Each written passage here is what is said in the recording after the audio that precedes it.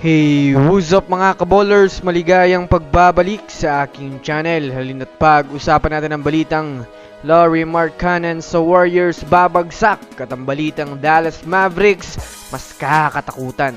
Tara na't pag-usapan natin yan dito sa Basketball Hotshots.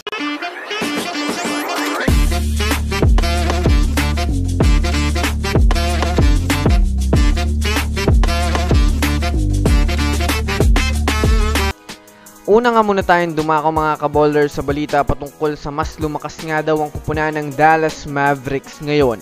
Alam naman nga po natin ngayon mga kaballers, marami ang fans ng Warriors na nakakaranas ng lungkot sa pag-alis ni Klay Thompson sa Warriors na kasalukuyan na nga pong player na ngayon ng Dallas Mavericks.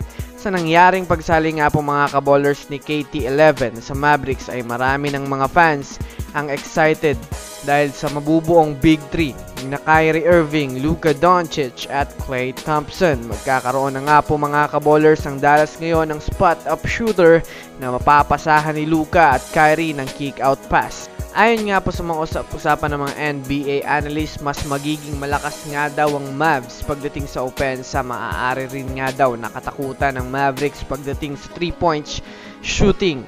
Dahil na rin ang tatlong star player nito ay lahat mayroong mga shooting sa 3 points na kayang pumukol ng sunod-sunod. Kaya talagang kaabang-abang mga kaballers ang magiging team ng Mavericks next season.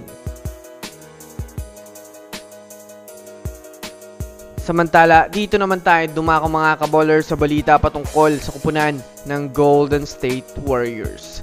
Para nga po mga kaballers, sa kaalaman ng lahat mga kaballers, maraming ang mga fans ngayon ang nagtatanong kung ano nga daw bang galaw ang ginagawa ng Golden State Warriors. Bakit napakahilig nga daw nito mga kaballers magbitaw ng player na wala man lang silang nakukuha na kapalit.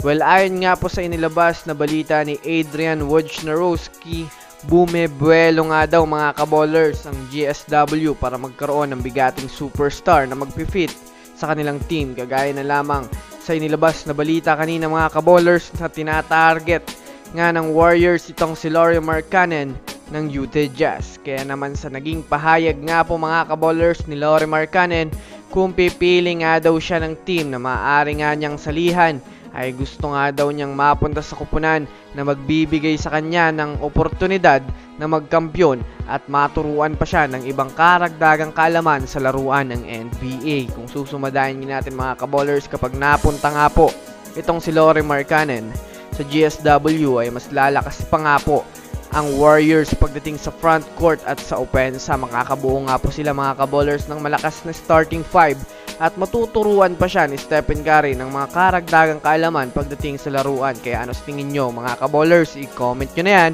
sa ibaba. So that's it for today's video mga kaballers. Yun lang ang ating pag-uusapan sa ngayon. Pindutin na ang subscribe and hit nyo na rin ang notification bell para sa mga susunod na updates sa mundo ng basketball. Again, this is Basketball Hotshots. Thanks for watching.